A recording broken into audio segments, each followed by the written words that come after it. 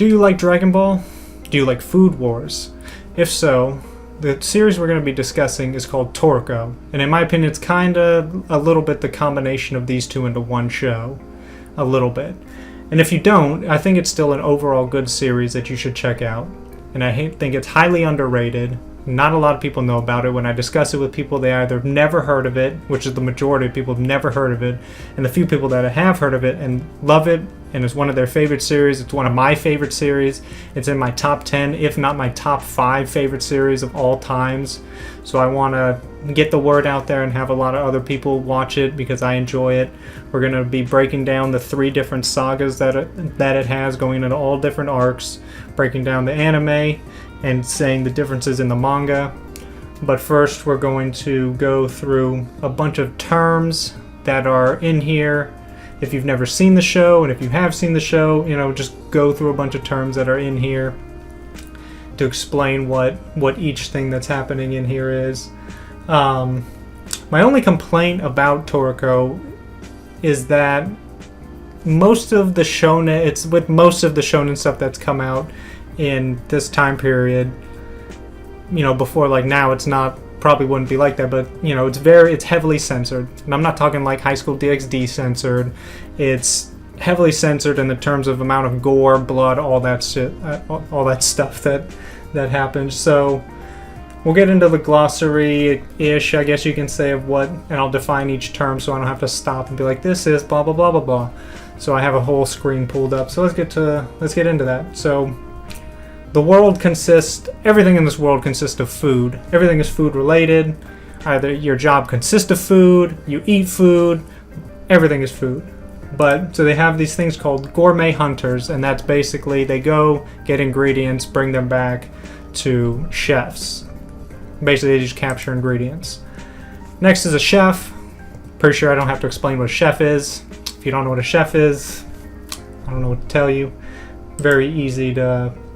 it's a chef. The next is the two together, a gourmet hunter and a chef together is called a combo. And it's just it's a partnership between the two. Dude gets the ingredient, dude cooks the ingredient, that's a combo. Another thing that'll be talked about a lot is a full course menu. And it consists of an hors d'oeuvre, soup, fish dish, meat dish, main dish, salad, dessert, and a drink. And it's what all gourmet hunters are trying to get their main course.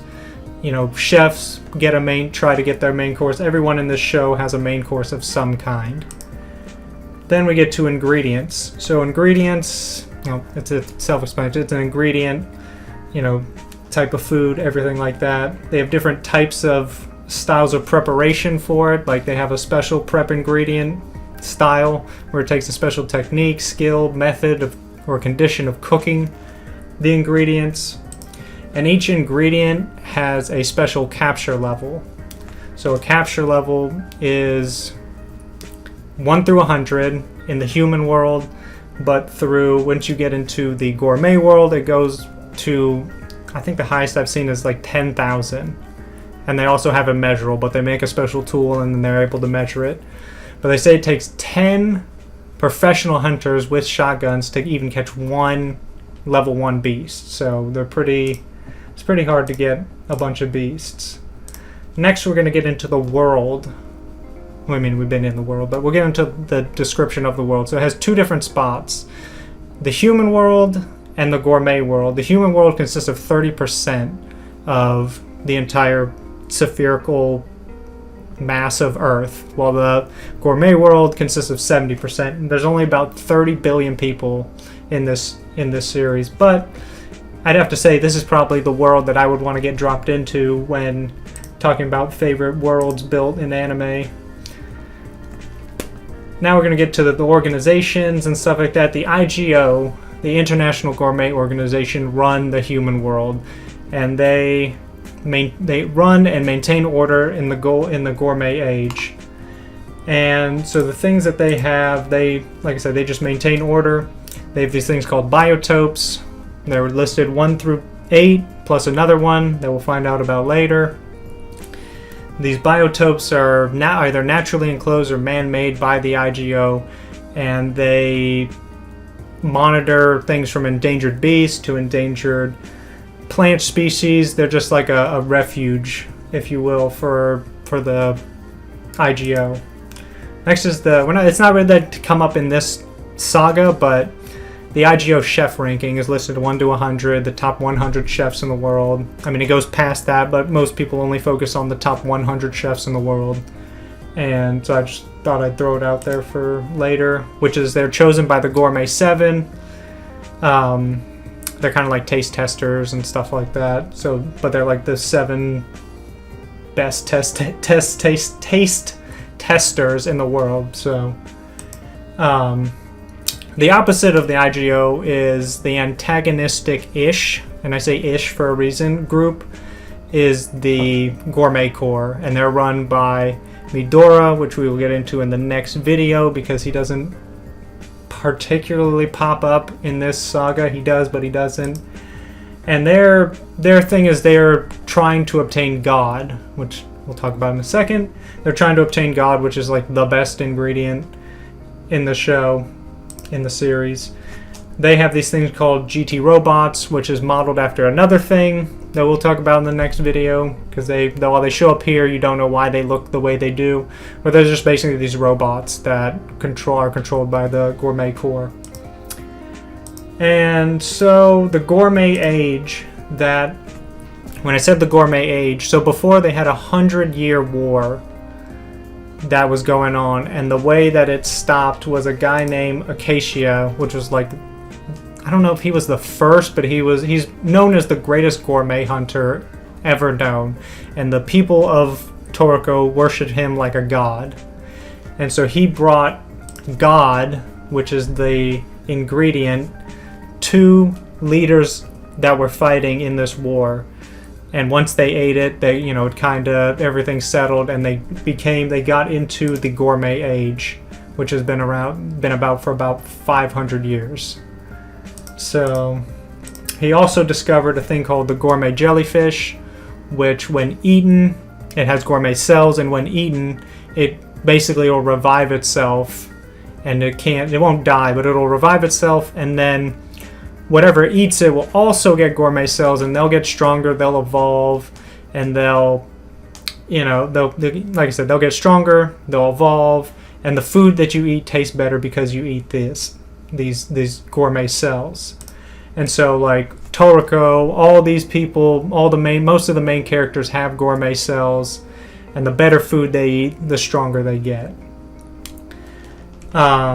Which breeds into appetite demons, which while they don't go into where they come from in the anime, because the anime ends like halfway through when the manga's not even done. In the manga, they go into what appetite demons are. So they're, without giving anything away, they're a byproduct of gourmet cells. And pretty much everyone that has eaten gourmet cells has an appetite demon. Lastly, in terms of before we get into the first arc, there's a character that if you've seen Toriko, she's in, but she's not in the manga. So I'm not going to be bringing her up because she doesn't play a part and she doesn't really help progress the story. So I'm not going to be bringing her up. And the name of the character is Tina. The only other thing before we get into the 2 first main characters, also fights. I'm just going to be going from fight, this dude fights this dude and this dude wins, because if I went through every single fight, it would just, so I'm just going to go straight, this guy fights this guy, he wins. Moving on.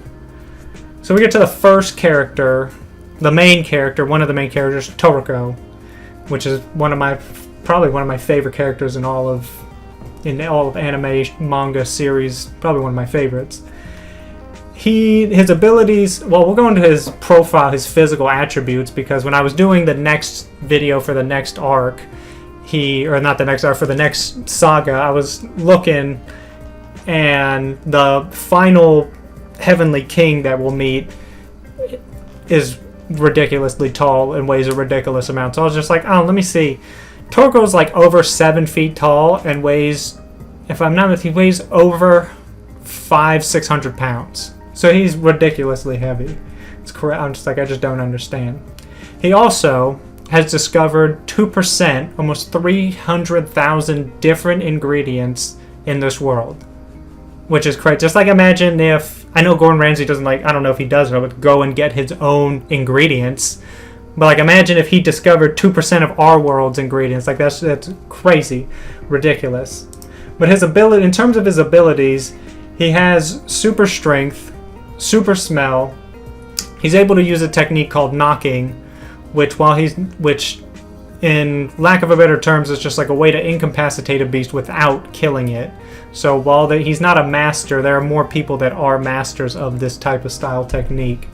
And so he also, it's like he's also, I don't want to say smart, but he's very intuitive. He can see one technique from somebody else and instantly know how it works and is able to use it just after seeing it one time from somebody else.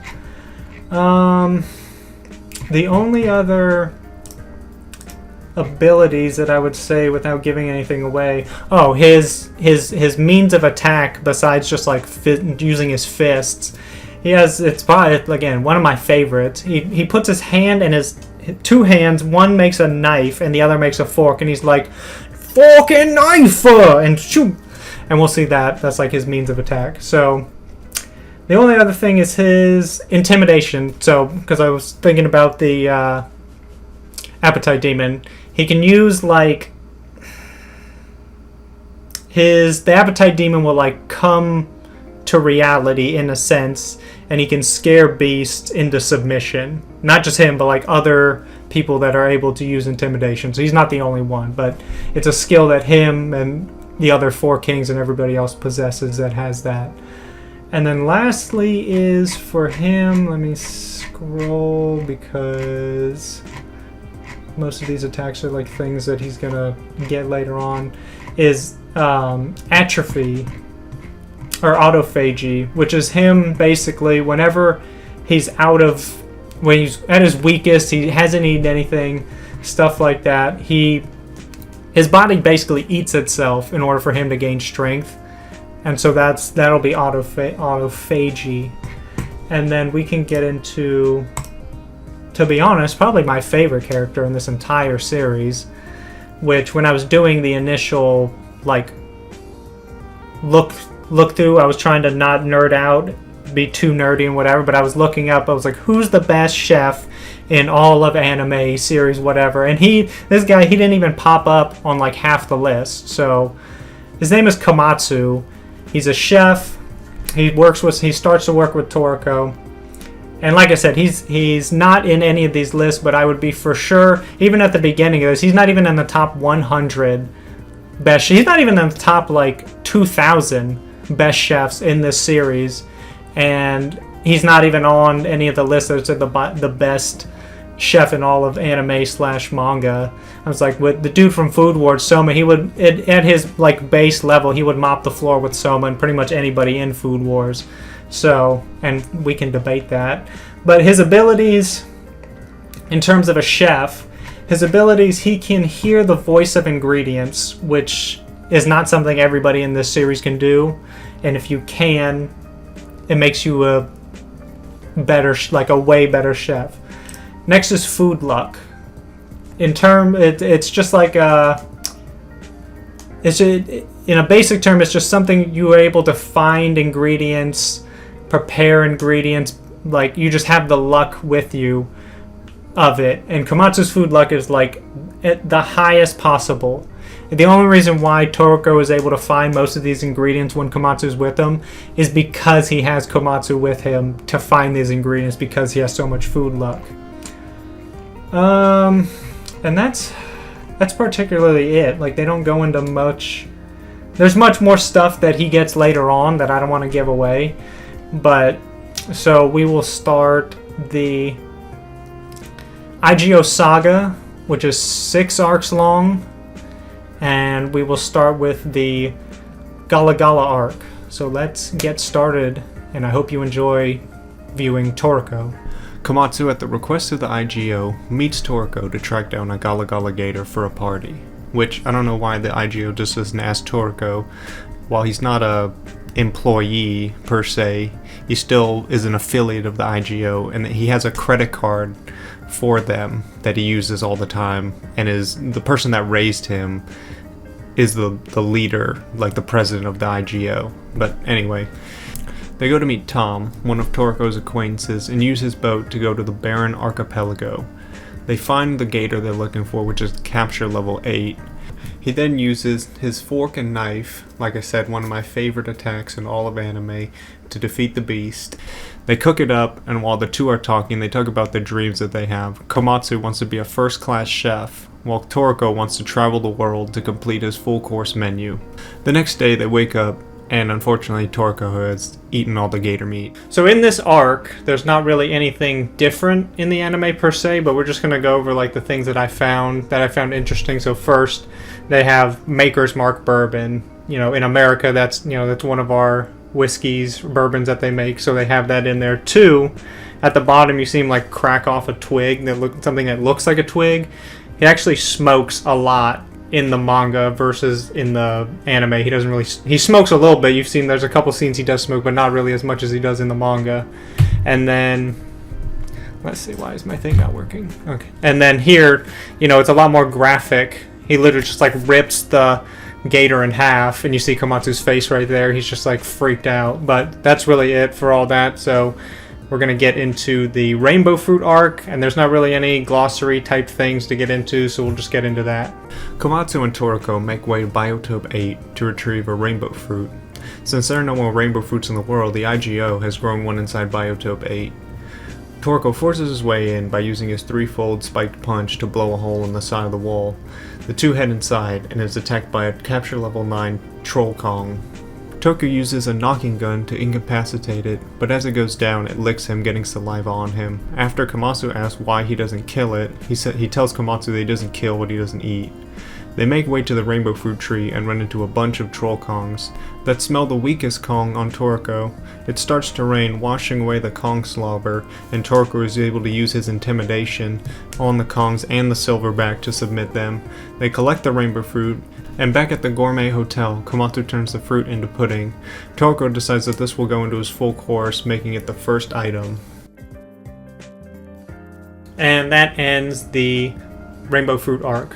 As you can see here, I only have one page from the manga. It's when they bust into the Biotope 8.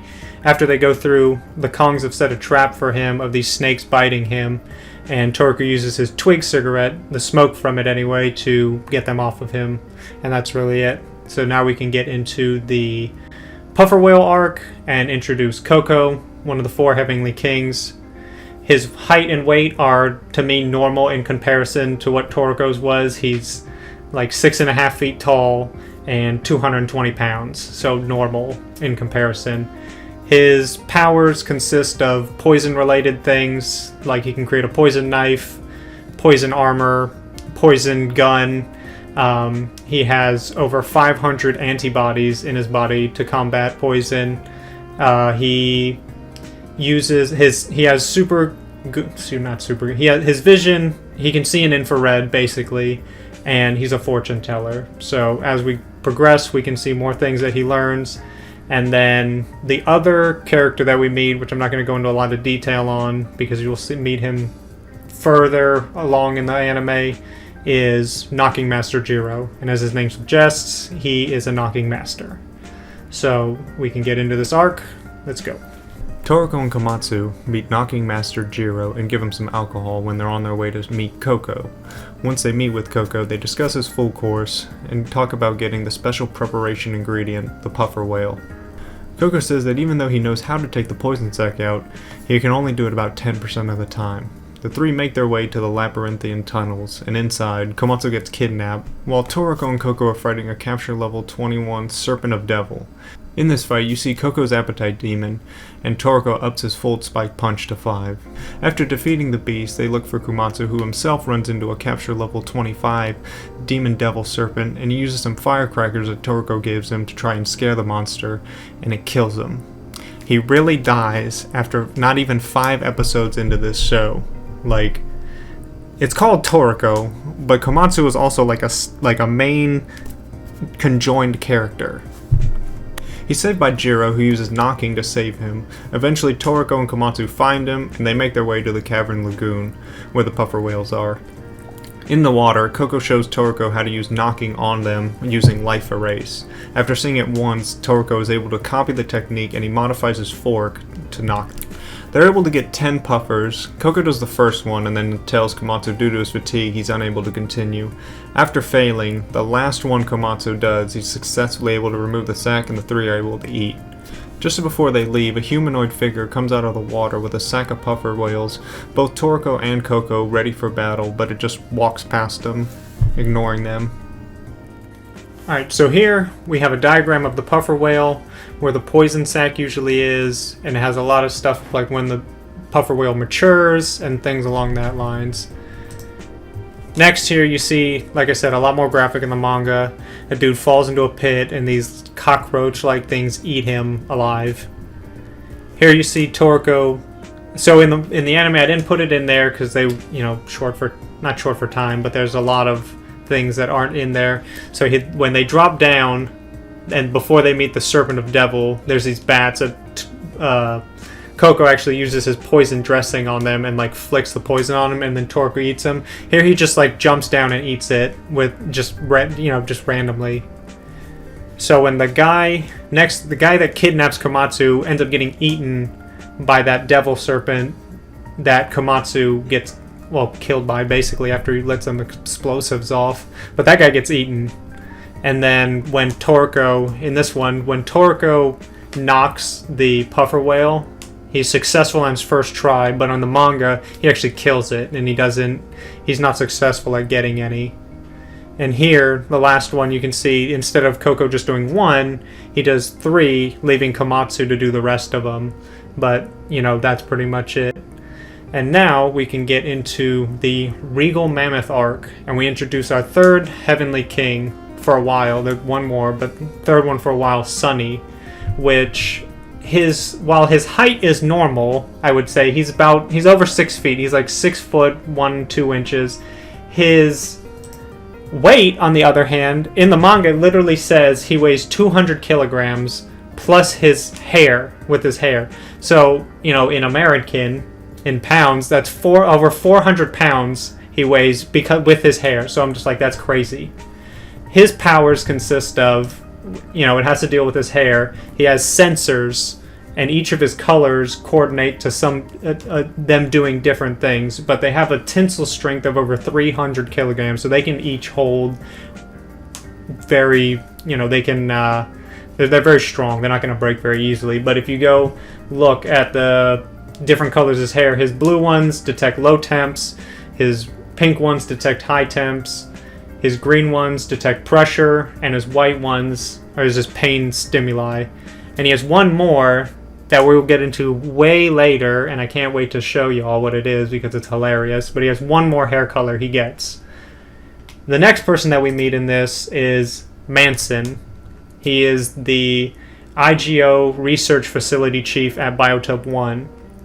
And every time there's a joke where he's like, "Did you call me handsome?" His name is Mansum, handsome, so they was calling him handsome. And the last person is Reen, which she is a beast tamer, and she is Toriko's love interest. She has gourmet cells, but she doesn't really have any special powers. She just kind of uses this fragrance gun to shoot fragrance at beasts and stuff, so that's really it. And now we can get into the Regal Mammoth arc. The IGO is having a meeting talking about how the biotopes 4, 5, and 8 have been ravaged. We see the rainbow fruits are gone and the Kongs have been wiped out by a GT robot. Toriko and Komatsu are at Biotope 1 to find a Regal Mammoth to get some jewel meat. Biotope 1 is the largest biotope that the IGO owns. It also makes 30% of the world's ingredients. The two meet Chief Manson and they make their way to the Gourmet Coliseum where the IGO learns abilities and determines capture level of beasts. There's a battle that's about to start that has 6 beasts including the legendary Battle Wolf. When the battle starts, Toriko senses that something's wrong and he busts into the arena. The Battle Wolf turns out to be pregnant and Toriko defends her till she gives birth. Just as that happens, a devil serpent breaks into the arena and all the patrons in the Coliseum run away except for one who attacks Manson. Turns out it's a GT robot. The Battle Wolf kills this devil serpent and then is unfortunately killed by the GT robot, which enrages Toriko. They fight, Toriko beats the robot. After, the baby Battle Wolf takes a liking to Toriko and he names him Terry Cloth. They are treated to Manson's full course, and the next day, they meet up with Sunny, who thinks he's captured a regal mammoth, but it turns out it's actually a baby. I love the way that Komatsu's reaction is to this. The overdramatic expressions they have in this show are some of my favorites. Manson brings the baby back to the facility while Toriko, Komatsu, Rin, and Sunny go to find the mother mammoth. They get separated, Komatsu with Sunny and Toriko with Rin. Looking for the baby, the mother mammoth tramples a GT robot. A little while after, another GT robot runs into that guy and just smashes him and just leaves him and walks away. Komatsu and Sunny land in a place where Komatsu finds some sostopus, these names are ridiculous, that grosses Sunny out, and they cook and eat. Toriko and Rin, on the other hand, land and make their way to the Devil's Playground, where traversing platforms lead to more difficult beasts to fight, and after making it to a difficult stage, Terry saves them and leads them safely to the end, where you get a glimpse of what Toriko would have fought if he went the wrong way. Komatsu and Sunny make it to the Regal wall and start to climb when the sky starts to darken. It's the mother mammoth, which has fallen off the side of the wall, and Sunny and Komatsu start to book it back down. Luckily, Toriko and Rin shows up, and Toriko is able to save everybody by cutting a big ass hole in the ground. The capture level 48 Regal Mammoth gets up. Coco shows up to help them get the jewel meat, but a GT Robo comes. Coco fights it, and he barely beats him. Meanwhile, the group gets sucked into the mammoth. Inside the stomach, they run into another GT robot. Sunny stays this time to fight it. This is where we see the first appearance of Sunny's appetite demon. They fight, and Sunny wins, and then he gets thrown out of the mammoth. Which at the same time, you see a GT robot controlled by Starjin make his way into the mammoth. While making their way through the mammoth, Komatsu learns about Acacia. Starjin reaches Toriko's group and the two start to fight. Due to Toriko not having eaten anything in a while, he's weak, and Starjin easily knocks him around. Rin tries to help and fight back, but she's just straight Badookened by Starjin. A barely conscious Toriko meets his appetite demon, and it tells him that he has 5 minutes to find something to eat. His body goes into autophagy, but it's not enough, and Starjin knocks him around to another area, which actually leads to the jewel meat. He eats the jewel meat, and he levels up. Meanwhile, Starjin tries to take Komatsu's knife, but Komatsu says that'd just be like taking his life. We catch a glimpse of what I assume is Starjin's appetite demon when Komatsu confronts him. Then Toriko shows up, and with his newfound power, he's able to use a 10-fold spike punch, and he beats Starjin. They retrieve the jewel meat, and Rin is fine. Their group eats the jewel meat, and Toriko and Sunny argue which one's going to have it in their full course, and in the end, I don't think either of them choose it. Okay, so now in the Regal Mammoth arc, here you can see that when Sunny and Komatsu land, he actually picks up a grasshopper instead of a sostopus, and you pinch the back of that thing on their back, and it squirts the sauce out. To me, that's kind of gross. I agree with Sunny, that's gross. I would rather have a sostopus. So, yeah. Next, when Toriko is on the Devil's Playground, it says in the anime he's on level 3, but in the manga it's level 5, and although on this is an online translation, I have the actual manga and it says he's on level 5, so I don't know if it was a weird mistranslation or translated different into English or not even into English, in Japanese, the subtitles, but yeah, so he's on a different level, not really a crazy difference. Here you see you have a better picture of what he actually would have fought if he made it to the end of that row of stages, if Terry didn't save him. And lastly, we have when Rin got Badookened by Starjin, it goes into the cut she has under her eye, and in the anime she got that by following Toriko while he was out hunting beast, and a beast came up and cut her in the face. In the manga, however, she cut her face herself to look like Toriko, and I assume, this is just my assumption, I assume that they didn't put that in, on TV because they didn't want to show this kid or this person cutting themselves, so, I assume that's why that's not there. And so that's it for the Regal Mammoth arc, and now we can get into the BB Corn arc. There's no new characters introduced, there's no new glossary type thing to have, so let's just get into the BB Corn arc. After talking to Tom about how Terry hasn't been eating, Toriko and Terry make their way to the wool jungle to get BB corn. Meanwhile, Komatsu is approached again by the IGO to cook a Murana tuna and has 7 days to do so before it can't be eaten. After failing a couple times, Komatsu also goes to the wool jungle to find the wool star sauce. After traversing the jungle, Toriko and Terry make their way to the top of the canopy and find BB corn. They get some kernels and make their way to go cook them. At the same time, Komatsu has found the wool star sauce, and Sunny and Reen show up to bring them back to the hotel. Toriko also shows up and asks Komatsu if he wants to come, but he tells him he has something else to do, and they part ways. Toriko and Terry make their way to the wool volcano, and they cook the BB corn. It seems to be to Terry's liking, and Toriko chooses the BB corn as his hors d'oeuvre on his full course. Then the corn gets all sucked up by a man named Grimpatch, a member of the Gourmet Corps. This is where the first mention of God is, and Grimpatch says that soon they'll be fighting over it. The two fight, and this is where Toriko invents 2 new attacks, the flying fork and the flying knife. He's able to cut his straw in half, and then Grimpatch gets a phone call, and his capture level 85 elephant jack comes with a whole husk of BB corn. Komatsu returns and fails with the first Murana tuna. Thanks to Koko using his psychic abilities, he knows that Komatsu needs another tuna, and he brings him one, thus Komatsu able to finish the bubbly tuna dish. We end this arc by meeting some of the head members of the Gourmet Corps. Alright, so in the BB corn arc, we see here, I didn't put it in the explanation because it doesn't really have anything to do with the story, but it is different in the manga and in the anime. So in here, when they're on their way to the wool jungle, Toriko takes a break under a tree and he finds a sake coconut, I guess you can say, and he finds these cheese sticks, like cheese dandelion sticks, but in here he finds edamame eyeballs, which again is kind of gross. Kind of gross. The only other thing is that when they're resting, whatever, there is a monster in the sand, and in the anime, it looks like a squirrel with a peach on it, but in here, it kind of looks like, I don't even know what that looks like. It just looks like I don't even know, but it has a strawberry. But those are the only 2 differences in the BB corn arc. And now we get to talk about the final arc in the IGO Saga, one of my favorite arcs in the entire series. Not only because of the fights that are in this arc, not just because of the story development and the character development, but the way that they say the item that they're trying to get in this arc. It makes me smile every time, like this. This is how they say it. And that person is Setsuno.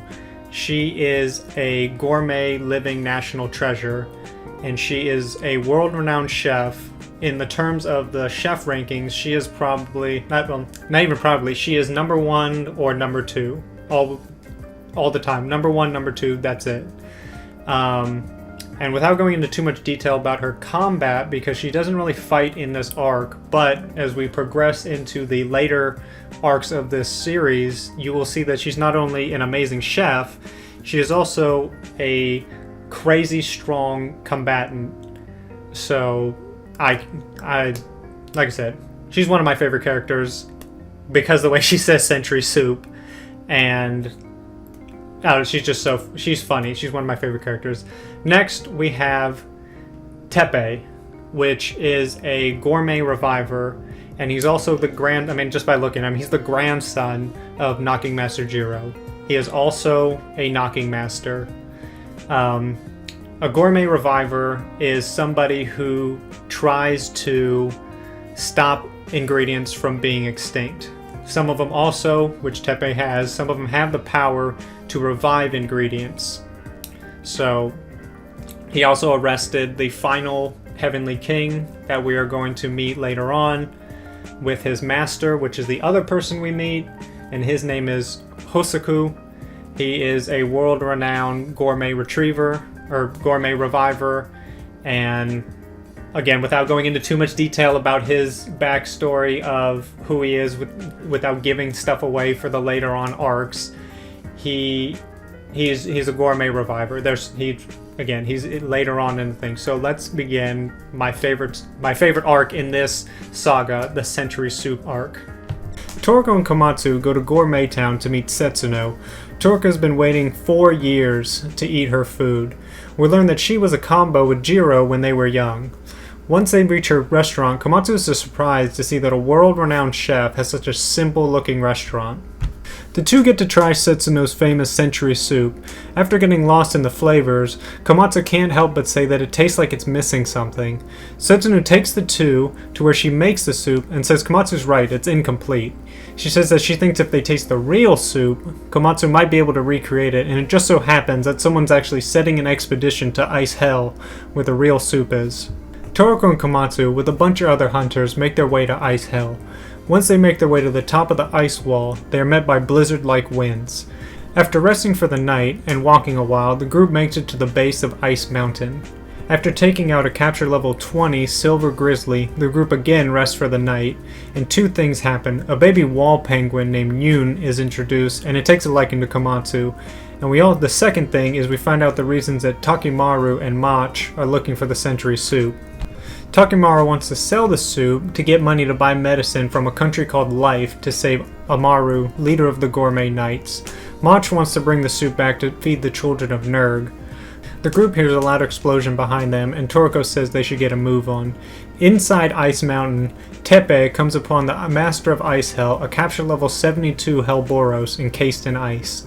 After seeing that, he questions how much broth could be left in there and runs to go find the bottom of the show window. Back with Toriko's group, they are attacked by 3 members of the Gourmet Corps, Barry Gammon, Bogey, and Tommy Rod. Eventually, Yoon's parents show up, jump around, and end up destroying the ground. Everyone falls, and they end up making it to where the actual show window is. Komatsu leaves to find the soup, and the rest stay to fight the Gourmet Corps. Komatsu runs into Tepe, and the two make their way to find the soup. Unknown to them, there's a mini GT robot following them. Tepe lets it slip that there's no more soup, and the guy that hired him leaves. Then, by some luck, Komatsu starts to see the aroma of the soup. He collects it, but is attacked by the mini GT robot who takes it. Back with Toriko and the group, Tommy Rod kills Yoon's parents because he was bugging him, enraging Toriko. Takimaru fights Bogey and beats him by removing his sacrum, making him immobile. Then, Mach cuts it in half, so he just can't move at all after that. Mach fights Barry Gammon and beats him. Toriko and Tommy Rod start their fight. Tommy throws what seems like an endless supply of bugs before blowing off one of Toriko's arms, and he's still able to get off a 12-folded spike punch. After, Tommy Rod reveals his true form, and Toriko invents 2 new attacks, his leg knife and his leg fork, but is still unable to beat him, and he's saved by Tepe, who knocks Tommy Rod. Just before collapsing, Tommy Rod releases his strongest bug, a capture level 81 Parasite Emperor. After getting the message saying that they've gotten what they've come for, Barry Gammon and Bogey leaves but end up getting eaten by the Hellboros, which goes and fights the Parasite Emperor. Tepe tends to everyone's wounds, and then they all make their way to where Komatsu is. They reach the bottom to find that there's no soup left, but Tepe is able to literally squeeze the last drop out of the show window, and the group decides that Komatsu should taste it so he can recreate it. And I just gotta say, that's a big ass drop. Like, that's his whole hand right there. But he drinks it, and again, these funny faces, he's grinning from ear to ear, being like, it's so good. Meanwhile, Alfaro of the Gourmet Corps shows up, and he kills the 2 beasts fighting the Emperor, the Parasite Emperor, and the Hellboros, saving Barry Gammon and Bogey. They try and make their way to the group, but is confronted by badass Setsuno, who makes them leave without even lifting a finger. She picks up the group and takes all but Komatsu to the country Life so everyone can get healed.